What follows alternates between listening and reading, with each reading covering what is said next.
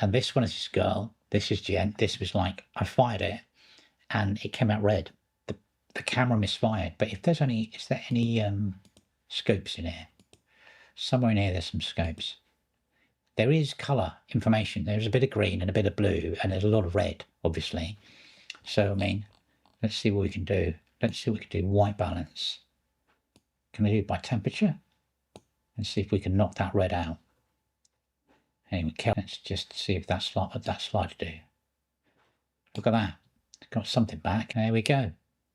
Nearly, I mean, it was quite red light. That's not too bad, I think. That was like, it's not perfect by chance, but I mean, it's like potentially usable. You can still see at the top, there's a bit more, there's too much blue in it. What else can we do? Let's go back to that refine. Let's give a bit of noise reduction. Luminance, color, smooth her out a bit, single pixel.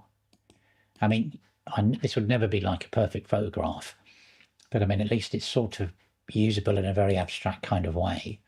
We'll move back in here, styles and presets. We've got styles and presets, curve, auto, standard linear response, film standard, which is a bit orange, but we could get away with that being under the lights. I wonder if we could do with a color editor, what we can do.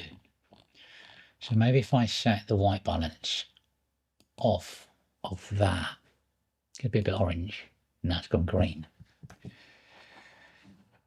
Tin.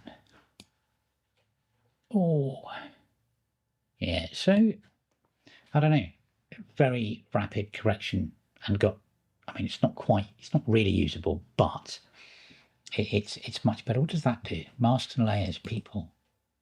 So this has got AI tools and there's a skin mask on that now, I think. Exposure. Yeah, look at that. So we could probably push some color into that. Dynamic range, what have we got down here? Let's make a bit more, can we get more red into her skin? A bit too much? I don't know, with a bit of work there, you could probably normalize that picture, I'm sure of it.